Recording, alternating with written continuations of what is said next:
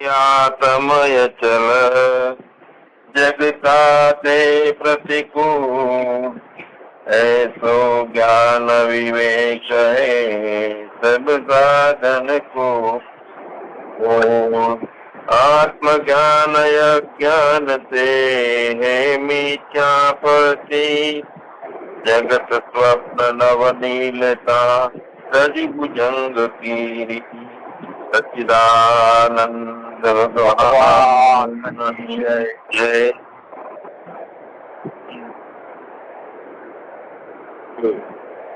બેન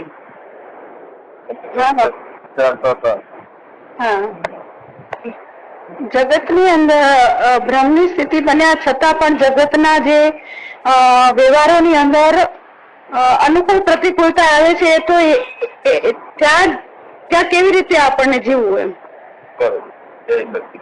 બહુ સરસ. આની કેવી રીતનો જીવતો હશે કે જે આપણે જીવી, એવો મેઇન પ્રશ્ન થયો. તો બહુ બ્રહ્મનું જ્ઞાન એ ભાનાપાદક આવરણ દૂર થયું એટલે કે અપરોક્ષ બ્રહ્મનું જ્ઞાન થઈ ગયું. જેમ દસમો છે તે હું છું એટલે પછી ફરીથી એને પોતાને યાદ કરવાનો રહેતો નથી. એમ બ્રહ્મ છે તે હું છું પોતાનો અવિકારી આત્મા જ બ્રહ્મ છે અને તે હું છું એવો વિચાર જે આપણો નિશ્ચય થઈ ગયો તો બ્રહ્મનું તે અપરોક્ષ જ્ઞાન છે. હવે આ જો મૂળમાંથી બધું સમજ્યા હોઈએ તો જગત નોખું રહેતું નથી. જગત નોખું રહે તો પાછળનું જે પ્રારબ્ધ ને આદિમ જીવન આવતું હોય તો તે જીવવામાં તકલીફ પડે. પણ મૂળમાંથી જ જયારે પ્રથમ ઉત્પત્તિ થઈ, બ્રહ્માંડની ઉત્પત્તિ થઈ છે, જીવાત્માઓની ઉત્પત્તિ થઈ છે, તો જગતની ઉત્પત્તિ થઈ એના પૂર્વે સદરૂપ બ્રહ્મ જ હતો, એ બીજું કાંઈ નતું. અને તે એનાથી સદરૂપ બ્રહ્મ છે તે તત્વમસી. તે એટલે ઈશ્વર અને તું એટલે જીવ. ઈશ્વર છે તે આપણને કહેવામાં આવે છે કે તે જ તું છે. ઈશ્વર છે તે તું છે, જીવ નથી. અહીંયા પોતાના બ્રહ્મ સ્વરૂપનો નિશ્ચય પાકો થઈ જાય છે. પણ આ બ્રહ્મ સ્વરૂપનો નિશ્ચય થાય છે કોને? તત્વમસી મહાવાક્યનો બોધ કોને થાય? સંપૂર્ણ દ્રઢતાથી. તો જેને ઠાંસી અને પોતાના અંતઃકરણમાં જગત સત્ય છે અને જગતના પદાર્થોમાં ઇન્દ્રિયોના વિષયોમાં મજા આવે છે, આવો સદભાવ ભરેલો હોય છે, તેને તત્વમસીનો બોધ લાગે નહીં. તે તું છે કે એને તો જગત જ છે, સાચું છે, ને વિષયો જ જોઈએ છીએ. મારા વિષયો ક્યાંય પાછા જવા ના જોઈએ. મારી પાસેથી કશું ઓછું થવું ના જોઈએ. એટલે તો મરણનું બીક છે એને. ટૂંકમાં મરણની બીક હોય છે. વિષયનો પદાર્થો અને ઇન્દ્રિયોનું મિલન ને આ બધું સાચું લાગે છે, સારું લાગે છે, તેને તત્વમસીનો બોધ નથી લાગતો. હવે તત્વમસી એનો બોધ છે અપરોક્ષ બ્રહ્મનું જ્ઞાન. એ તે અને તું તે છે તે ઈશ્વરને એનું સંધાને કીધું છે, તું છે તે જીવને કીધું છે. બંને પોતે પોતાના સ્વરૂપ જાણતા હોય અને તત્પદ અને ત્વમપદના અર્થનું શોધન, એટલે બંને વિશે ઊંડો વિચાર કરવાનો છે. જીવ છે તો કેમ જીવ બની ગયો છું? ઈશ્વર છે તો હું ઈશ્વર તો છું જ, પણ જીવ ભાવમાં કેમ પાછો ના આવ? તો ત્વત્પદ અને ત્વમપદ બંનેનું શોધન કરનાર જે છે એ તો પાકો જિજ્ઞાસુ હોય કરી શકે. એટલે સામાન્ય સાંભળવા વાળાને તત્વમસીનો બોધ થતો નથી, જ્ઞાનનું અપરોક્ષ જ્ઞાન થતું નથી. કેમ કે બુદ્ધિ, શરીર, આનો જે સાક્ષી છે તે સાક્ષી પોતે ઈશ્વર છે અને તે બધાની અંદર રહેલો છે. સાક્ષી શરીરની, ઇન્દ્રિયોની ઓતપ્રોત છે અને તે જ ચિદાત્મા છે. તે આનંદ રૂપે પરમાત્મા છે અને તે બે નથી આનંદ, અદ્વિતીય આનંદ છે. તો જે અદિતિ આનંદ ખુદ પોતે પરમાત્મા છે, તે ચેતનરૂપ અંતરાત્મા છે. તો આવું જીવપણાનો અને ઈશ્વરપણાનો બેપણાનું જ્ઞાન જેને થાય છે એ જ્ઞાન તત્વમસીના બોધથી બાદ થાય. તો જીવનું વ્યક્તિપણું કે હું જીવ બની ગયો છું, હું વ્યક્તિ છું, હું સુખી થઉં છું, દુઃખી થઉં છું, એ તત્પદ એટલે તે. અને ઈશ્વરનું પરોક્ષપણું જે છે, ઈશ્વર પરોક્ષપણું દૂર થાય અને જીવનું નોખાપણું દૂર થઈ જાય છે તત્વમસીના બોધથી. અને એ જે સર્વની અંદર બહાર એક રસ જો ચેતન ભરપૂર જે સચ્ચિદાનંદ રૂપ બ્રહ્મ છે તે બાકી રહી જાય છે. જીવ અને ઈશ્વરની એકતા થઈ જાય છે. હવે અહીંયા મેઇન પ્રશ્ન ઉપર આવીએ કે અંતઃકરણની વૃત્તિ છે, તો અંતઃકરણની વૃત્તિ જે છે એ બ્રહ્મનું જ્ઞાન થાય છે ત્યારે વૃત્તિ વ્યાપ્તિ થઈ જાય છે. આત્મજ્ઞાનીને વૃત્તિ વ્યાપ્તિ થઈ જાય છે અને જ્ઞાન નથી, અજ્ઞાન છે એને વૃત્તિ ફળ આપે છે. અલગ અલગ પ્રકારના વસ્તુઓના આધારે એ વૃત્તિ બની જાય છે. તો વૃત્તિ વ્યાપ્તિ અને ફળ વ્યાપ્તિ વાળી વૃત્તિ ના રહે. અંતઃકરણની વૃત્તિમાં જે ચિદાભાસ છે એ ચિદાભાસની અંદર કોઈ ફળની વ્યાપ્તિની અપેક્ષા ના રહે. અંતઃકરણની વૃત્તિ કાયમ સચ્ચિદાનંદના ભાવ સાથે રહે. વ્યાપક થઈ ગયેલી વૃત્તિ એટલે વૃત્તિ વ્યાપ્તિ. તો એવી વૃત્તિ વ્યાપ્તિ જે છે અને બીજી વૃત્તિઓનો સદભાવ અંદર થતો નથી, સત્યપણો લાગતો નથી કે સુખ દુઃખની વૃત્તિઓ કોઈ પકડતો નથી, તે બ્રહ્મમાં જીવન જીવી શકે, તે બ્રહ્મને વિષય કરે. તો એમાં શું હોય છે? ચિદાભાસ છે પોતે છે એ બ્રહ્મ જેવો બની જાય છે, બ્રહ્મરૂપ જ છે. તો જયારે સૂર્યની આગળ દીવાનો પ્રકાશ જે છે એ નોખો નથી પ્રકાશની રૂપે જોઈએ તો પ્રકાશમાં પડી જાય છે. એમ ચિદાભાસ ત્યારે મિથ્યા છે એવું જ્ઞાન થઈ જાય છે ચિદાભાસનું. એટલે ચિદાભાસનો પ્રકાશ છે, ચેતનતા છે, તે નોખી રહેતી નથી બ્રહ્મથી. તો પ્રકાશમાં ભળી જાય છે, એટલે અનેકપણું મટી જાય છે, એકપણું રહે છે. હવે મનથી આ બ્રહ્મ પ્રાપ્ત કરવા યોગ્ય છે એવી પેલા ઈચ્છા થવી જોઈએ. અને એ બ્રહ્મમાં એનું સ્વરૂપ લક્ષણ જાણીને સચ્ચિદાનંદ રૂપે એવો જાણી અને વૃત્તિને વ્યાપક એટલે શૂન્ય જેવી અને ચેતનતા સાથેની આવી વૃત્તિ હોય તે મને સ્વીકારવી પડે છે. વૃત્તિ વ્યાપ્તિને સ્વીકારવી પડે છે. સત્ય જ્ઞાન ને અનંતતા. સત્ય છે, જ્ઞાની છે અને અનંત છે, આવું લક્ષણ છે. સત, ચિત ને આનંદ. સત એટલે સત્ય, ચિત એટલે જ્ઞાન અને આનંદ એટલે અનંત રૂપે એવું લક્ષણ છે બ્રહ્મનું. અને બ્રહ્મરૂપ અંતરાત્મા ના સ્વરૂપમાં હું બ્રહ્મ છું એવું જે જ્ઞાન થાય છે, તે જ્ઞાનમાં સચ્ચિદાનંદ આત્મા જે છે તે જ હું છું અને તે પોતાને જાણી લે છે. હવે અહીંયા પોતાનો અભ્યાસ સતત રાખવાની આવશ્યકતા રહે છે. કારણ કે બહારના શરીર ધારણ થયું છે એટલે પ્રારબ્ધો દરેકના. અજ્ઞાનીને પણ પ્રારબ્ધ ભોગવે થાય છે અને જ્ઞાનીને પણ પ્રારબ્ધ તીવ્ર વેગવાળા હોય છે. પણ અંતઃકરણની અંદર એક વિવેક જાગૃત થઈ ગયેલો હોય. વિવેક જાગૃત શું હોય છે? દિશા મળે કે પ્રારબ્ધ કર્મ કેવી રીતે ભોગ ઈચ્છા ઉત્પન્ન કરે છે અને એને કેવી રીતે ભોગવી લેવા. વિવેકી જે છે અને વિવેક જાગૃત થયો છે એને પ્રારબ્ધો તીવ્ર થઈને આવે, બહુ વિચિત્ર પ્રારબ્ધો આવે તો શાંતિથી સહન કરે છે, ધીરજથી સહન કરે. અને અવિવેકી છે એ દુઃખી થઈ રોવે છે બીજા પાસે. તો પ્રારબ્ધ કર્મ એક ભોગની ઈચ્છા ઉત્પન્ન કરે છે. તો એવું આપણને દરેકને લાગે છે. ખાલી એને શું કરવાનું છે? તો એનો પ્રારબ્ધોને આપણે સમજીએ. એક તો ઈચ્છા પ્રારબ્ધ છે, એક અનિચ્છા પ્રારબ્ધ છે અને એક બીજાની ઈચ્છા પરીચ્છા એવા પ્રારબ્ધ છે. એવા ત્રણ પ્રકારના પ્રારબ્ધ કર્મો હોય છે આપણે. હવે આજે આપણું શરીર બગડ્યું તો કઈક ખાવા પીવામાં ખામી આવી છે તો રોગ થાય, અને રોગ થયો એને રોગી કહીએ છીએ. પછી ચોરી કરતો હોય એને ચોર કહીએ છીએ. રોગી હોય છે તે પણ ઈચ્છાઓ કરી કરીને પાછો ભોગવટો કરે છે પોતાની ઈચ્છાથી. એ ઈચ્છા પ્રારબ્ધ છે.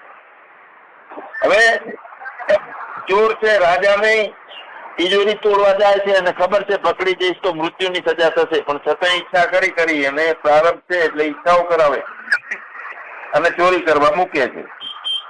તો દુઃખ થવાનું છે, તકલીફ આવવાની છે એવું જાણવા છતાં પણ તે કાર્ય કરવા જેવું નથી અને પોતાની ઈચ્છાથી પાછો એ કાર્ય કરવા જાય છે. કેમ કે તીવ્ર વેગ વાળું પ્રારબ્ધ હોય છે. તો પોતાની ઈચ્છા પ્રારબ્ધ છે, ઈચ્છા પ્રારબ્ધ એનું નિવારણ નથી કરી શકાતું. આવું ભગવાને પણ ગીતામાં પણ કીધું છે અર્જુનને કે મનુષ્યને ઈચ્છા ન હોય છતાં પણ એનું અનિચ્છા નામનું પ્રારબ્ધ કર્મ એને વિષયોને અને તૃષ્ણાઓમાં જોડે છે. હવે અનિચ્છા પ્રારબ્ધ નું નિરૂપણ ભગવદ ગીતામાં કીધું છે. પોતાની સ્વ ઈચ્છા મુજબનું પ્રારબ્ધ પણ છે તે તીવ્ર વેગ વાળું છે, તે ભોગવતે સુખ ગણાવે. હવે અનિચ્છા વાળું પ્રારબ્ધ છે તે પોતાની ઈચ્છા નથી છતાં પણ બીજાની ઈચ્છાને વશ થઈ અને આપણે ન કરવાના કાર્યોમાં જોઈન્ટ થઈ જઈએ. કોઈને સાથ સહકાર આપવા બેસી જઈએ છીએ ખોટા માણસને પણ. તો એ અનિચ્છા પ્રારબ્ધ છે, આપણું પ્રારબ્ધ નથી, પોતાની ઈચ્છા વાળું નથી, પણ છતાં બીજાના પ્રારબ્ધ અંદર આપણે જોઈન્ટ થઈ જઈએ. તો આવું પણ પ્રારબ્ધ હોય છે. અને ત્રીજું છે પરીક્ષા પ્રારબ્ધ કર્મ.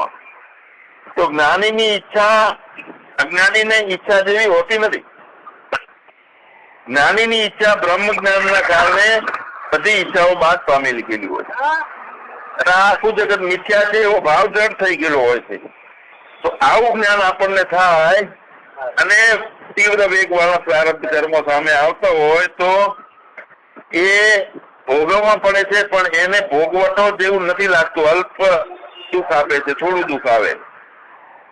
સહન શક્તિ હોય અને બધું જાણતો હોય એટલે સ્થિરતામાં રહી શકે છે જ્ઞાની. પણ વાસનાની જેને દ્રઢતા થઈ ગઈ છે અને એ એનાથી ઊંડા હાલ થવાના છે, અનર્થ થવાનો છે, તો એ વાસનાને પોતે કંટ્રોલ કરી શકે છે જ્ઞાની હોય છે. અને ભોગ પણ કરી નાખે તો ભોગ વડે એ પ્રારબ્ધ કર્મો બધા નાશ પામે. અને ભોગ મિથ્યા છે આવો વિચાર જ્ઞાનીનો કાયમ માટે હોય છે. અને આવો નિશ્ચય કાયમ હોવાથી એને ભોગની વાસના એમના મનમાં પોતાના અંદર ધારણ કરેલી સતત રહેતી નથી. પ્રારબ્ધ બનેલું છે એ ભોગવટો કરાવવા માટે કોઈ વાસના કરાવી દે તો પ્લાસ્ટિક ઉપરથી પાણી જાય અસંગ રહીને, એમ અસંગી થઈને ભોગવટો કરાવી દે.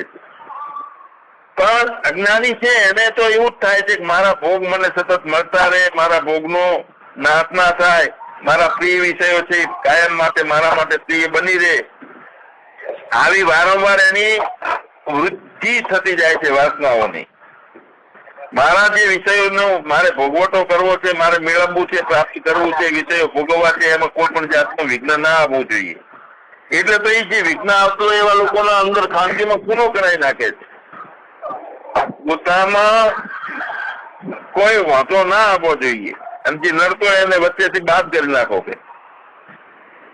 અને પોતાના વિષયો અને ભોગો સતત મળતા રહે એટલે પોતાને માને છે કે મારા જેવો તો સુખી કોઈ નથી. આ એક ભ્રાંતિ છે એની અજ્ઞાનીની. પણ જ્ઞાનીને કોઈ ભ્રાંતિ હોતી નથી.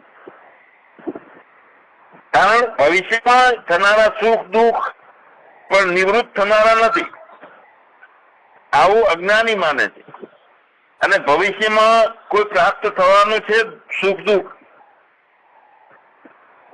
તો ભવિષ્યમાં નહીં પ્રાપ્ત થનારું સુખ દુઃખ કદી પણ પ્રાપ્ત થનારું નથી આવો નિશ્ચય ક્રાંતિ વાળી જેની બુદ્ધિ છે એને થાય છે. એટલે એના પાપ કર્મોમાં અકર્મો કરવાના છે, કુકર્મો કરવાના છે, એ ચાલુ રાખે છે. તો બ્રહ્મજ્ઞાની અને અજ્ઞાની આ બંનેનો ભોગ આમ એક સરખો છે. પણ ભ્રાંતિ વાળો અજ્ઞાની મનુષ્ય પીડા પામે છે વાસનાઓ કરી કરીને. ભય સાથેનું જીવન હોય છે. અને ભ્રાંતિ વગરનો જે જ્ઞાની છે તે દુઃખ સહન કરતો નથી, ભોગવટો કરી લે. તો જ્ઞાની ભોગનું મિથ્યા જાણે છે, આ બધું આયેલું છે, ખાલી ભ્રાંતિ છે, મનની કલ્પનાઓ છે, તો એનામાં સત્યપણાની બુદ્ધિ નથી રહેતી. અને ના રહેલી હોવાના કારણે પ્રારબ્ધ કર્મોથી પ્રાપ્ત થયેલા ભોગો પોતે ભોગો તો હોવા છતાં પણ એમાં તદ્રુપ થઈ અને મોજ લેવાની બુદ્ધિ એની નથી હોતી. તો જો જન્મે છે, મરે છે, સંસારમાં ભમે છે, તો સ્વપ્ન જેવું આ ક્ષણભંગુર આયોજન છે બધું જન્મ મરણ નું, કોઈ સાચું નથી એવું બ્રહ્મજ્ઞાની જાણે. અને સંસારના વિષયોમાંથી પોતે આસક્ત થતો નથી. સ્વપ્નનો અનુભવ લઈને જાગૃત અવસ્થાનો અનુભવ કરે અને અંતઃકરણને સાવધાન રાખે, બંને બધી અવસ્થાઓનો વિચાર કરે, સ્થિર રહે અને ક્યાંય પોતે ભૂલો પડે નહીં. હવે આ સંસાર મિથ્યા છે અને ભોગો છે એ પ્રારબ્ધથી કરેલા આયેલા છે, તો એની અંદર એ ભોગોને આપણે મિથ્યા સમજી અસંગી રહી અને જ્ઞાની એનો અનુભવ કરી લે છે. હવે વાત રહી છે કે આપણે કેવી રીતનું જીવવું. જ્ઞાનીએ કે આવેલા પરિસ્થિતિઓને તો વારંવાર આપણે સતત પોતાનામાં જેમ નોળિયો નોળવેલ ઊંઘે છે ને, થાકે એટલે સાપની સામે લડતો હોય છે, તો નોળવેલ ઊંઘી આવે. મતલબ આપણે એ થયો કે આપણે બ્રહ્મનું જે સ્મરણ જે છે પોતાના સ્વરૂપનું, એની અંદર વારંવાર આપણી નજર જતી રહેવી જોઈએ. હા, કે વારંવાર પોતાના અંદર આપણે જતા રહેશો ને, આપણું દ્રઢ જ્ઞાન આપણને થઈ ગયેલું છે. અનેક પ્રકારની વૃત્તિઓ અને આ અંતઃકરણ છે, આ બધું મટી ગયું છે, વૃત્તિ વ્યાપ્ત થઈ ગઈ છે. સતત ભજન જેને કહી શકાય. ધ્યાન કોનું કરવાનું? તો એમાં કોઈ મૂર્તિઓ નથી, બાદ થઈ જાય છે. ફક્ત પોતાનું નિર્વિકલ્પ અને નિરાકાર પોતાનું જે સ્વરૂપ છે એની અંદર. અને એની અંદરથી જયારે પ્રારબ્ધ આવે અને એ સજા જેવું લાગતું હોય છે તે વિપરીત ભાવના થઈ ગઈ. તો હું બ્રહ્મ છું, આની દ્રઢતા કાયમી ટકી રહેવી જોઈએ. અંતઃકરણ નો નિગ્રહ કાયમી રહેવો જોઈએ. અને સતત વેદાંત શાસ્ત્રનો શ્રવણ કરવાનો અભ્યાસ જે છે એના દ્વારા બ્રહ્મનું જ્ઞાન જે છે દ્રઢ કરવું જોઈએ. એટલે કે શ્રવણ કાયમી રાખવું જોઈએ, મનન કાયમી રાખવું જોઈએ. અને નિધિધ્યાસન એટલે સ્વસ્વરૂપમાં રહેવાની એક ભૂમિકા છે, એ કાયમી રાખવી જોઈએ. જ્ઞાની છે તો શ્રવણ કરી લે, પણ કથન પણ કરે, બીજાને વાતો કરવાની. આ તો શ્રવણ કથન આ બંને જે છે એ વિપરીત ભાવનાને જોડે આવવા દેતું નથી. સતત જો શ્રવણ વેદાંત શાસ્ત્રનું કરવામાં આવે અને સતત એનું કથન કરતો હોય, સતત એનામય રહેતો હોય, તો જયારે જયારે પ્રારબ્ધ કર્મો આવે છે, બહુ વિપરીત પરિસ્થિતિ કરી મૂકે છે, એ ટાઈમે સ્થિરતાથી ઈશ્વર નિષ્ઠા રાખી અને તરત જ એનીમાંથી નિવૃત્ત થાય. પણ તરત કેટલા સમયમાં આપણે પોતાના શાંત અવસ્થામાં આવી જઈએ છીએ, વૃત્તિઓ શાંત રહે છે આપણી કેવી, એ ટેમ્પરરી વિચલિત થાય છે કે નથી થતી, કાયમી તેલ ધારવત બ્રહ્માકાર વૃત્તિ રહેશે કે નથી રહેતી, એ આપણો પોતાના અભ્યાસ એને જોતા રહીએ. તો બ્રહ્મ થી જે કઈ છે એ અભિન્ન છે. જગત પણ જુદું નથી, પ્રારબ્ધ કર્મો પણ જુદું નથી, અને એ બ્રહ્મ સિવાય બીજું કોઈ બન્યું નથી. એક જ ભૂમિકા રે. તો માટી છે કે ઘડો છે કે એની અંદર પાણી ભર્યું છે, બધું એક રૂપે રહેવું જોઈએ, બ્રહ્માકાર ભાવ. એટલે અંતઃકરણમાં એક સમાધાન નિર્માણ થઈ જવું જોઈએ. કુતર્કો જે છે ને એ આપણાને પોતાના જ્ઞાનથી, આસ્થાના જ્ઞાનથી નોખા કરે છે. કુતર્કો આપણને વિપરીત ભાવનાઓ, વિક્ષેપ ભાવ કરે છે. એટલે વિક્ષેપ ભાવ ના થઈ જાય એટલા માટે અવિરત એક ભાવના, બ્રહ્માકાર ભાવ, બ્રહ્માકાર. તો વેદાંત શાસ્ત્રમાં જે કઈ છે સ્વરૂપનું લક્ષણ કીધું છે આપણને, સચ્ચિદાનંદ, તો એ મનન છે, મનન કરવાનું છે. અને પૂર્વના જન્મોથી આપણો દ્રઢ અભ્યાસ હોય છે એ જ આ જ્ઞાનમાં આગળ વધી શકતો હોય છે. એવું નથી કે અત્યારે જ આપણે મળી ગયા એકબીજાને એટલે જ્ઞાન થાય. આ દેહ છે તે હું છું, ઇન્દ્રિયો છે તે હું છું, અને આ જગત છે સત્ય છે, આ બધી વિપરીત ભાવનાઓ થઈ અને હૃદયમાં વારંવાર પાછી ઉત્પન્ન થઈ જાય છે.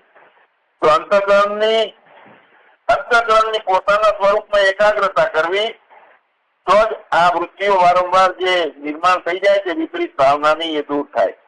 બ્રહ્મ વારંવાર અંતઃકરણની એકાગ્રતા કરવી. અને બ્રહ્મ સ્વરૂપનો ઉપદેશ આપણને મળ્યો છે. એની પહેલા બ્રહ્મની ઉપાસનાથી જિજ્ઞાસુ અંતઃકરણની સગુણ બુદ્ધિમાં એકાગ્રતા થાય છે. આ જ્ઞાનના પહેલા આપણી સગુણ બ્રહ્મમાં એકાગ્રતા થાય છે. તો વેદાંત દર્શનમાં બ્રહ્મની ઉપાસનાનો વિચાર છે. જેને પોતાના સ્વરૂપનો ઉપદેશ છે, બોધ થઈ ગયો છે, એને પહેલા બ્રહ્મની ઉપાસના ન કરી હોય તો એનું અંતઃકરણ પછીથી બ્રહ્મના અભ્યાસથી એકાગ્ર થાય છે. અને એકાંતમાં બ્રહ્મનું ચિંતન કરવું. જુઓ, એકાંતમાં બ્રહ્મનું ચિંતન કરવું, શ્રોતાઓની આગળ બ્રહ્મ સ્વરૂપનું કથન કરવું, અને સરખા જ્ઞાન વાળા બ્રહ્મના પોતાના અભ્યાસુ હોય એના સાથે ઉત્તમ પ્રકારે એકબીજાને એ બ્રહ્મનું જ્ઞાન વિશેની ચર્ચા કરી અને પોતાના સ્વરૂપનું નિરૂપણ કરવું. તો આમ અંતઃકરણને બ્રહ્મપરાયણ રાખવાનું છે. સતત બ્રહ્મના અભ્યાસમાં રાખવાનું છે. તો ઉપનિષદમાં એક છે કે બ્રહ્મથી અભિન્ન આત્માને જાણી અને એકાંતમાં એનું ચિંતન કરવું. આ વાત કરેલી છે. બ્રહ્મથી અભિન્ન આત્માને જાણી. જો નોખો આત્મા રાખ્યો તો એ પાછો પેલામાં જશે. વિષયોના પ્રારબ્ધો આવે છે, ભોગવટાઓ, એમાં પાછો વિપરીત ભાવના થઈ જાય. એને તો બ્રહ્મથી અભિન્ન આત્માને જાણી અને એકાંતમાં એનું ચિંતન કરવાનું છે. સતત ચિંતન, બહુ દ્રઢતા કરવા માટે. ઘણા શબ્દોનું ચિંતન કરવાની વાત નથી, એ તો વિક્ષેપ ઉભો કરશે. ઘણા શબ્દોનું ચિંતન મનને અને વાણીને પરિશ્રમ આપી દે અને અંદરની શક્તિઓ બધી જે છે, ઉર્જાઓ છે, એને ક્ષીણ કરે છે. ઘણા શબ્દો છે એટલે શક્ય હોય એટલું બ્રહ્મજ્ઞાની છે મૌનનું પાલન કરે. અને ભગવદ ગીતામાં પણ કીધું છે ને, અનન્યા ચિંતયંતો મારી જેના પરિપાસતે, નિરંતર મારી અનન્ય ભક્તિ કરવી. મારા અનન્ય ભક્ત જે છે એનો જીવનના યોગક્ષેમ પણ હું સંભાળું છું. યોગ સંયમ મહામ્ય આમ કીધું છે. તો કેટલું બધું મોટું આશ્વાસન છે. ઈશ્વરે આપણને કીધેલું છે ને આપણો અનુભવ છે કે ભગવાન બધું ચલવે છે, ઈશ્વર આપણને સંભાળી લે છે, એના ભરોસે રહેવાનું છે. અને જેટલી ઈશ્વર નિષ્ઠા વધારે હોય, આ એક ગીતાનો શ્લોક છે તે અંડરલાઈન કરી અને કાયમી હૃદયમાં છાપી દેવાની જરૂર છે. અનન્યા ચિંતયંતોમાં એ જના પરિપાસતે તેસામ નિત્યાભી યોગ તીસામ નિત્યાભી યુક્તાનામ યોગક્ષેમમ વહામ્યામ. જે સતત અનન્ય ભક્તિથી મારો ભક્ત મારી સાથે જોડાયેલો રહે છે, તેનું યોગક્ષેમમ વહામ્યામ, એનું યોગક્ષેમનું વહન હું કરું છું. આ વાત તો કરી છે. કેટલી આપણને ભય નિવૃત્તિ થઈ જાય. ઈશ્વર આપણું બધું જ ચલવે છે. એ સતત ભાવના થાય તો વિપરીત ભાવના થાય નહીં.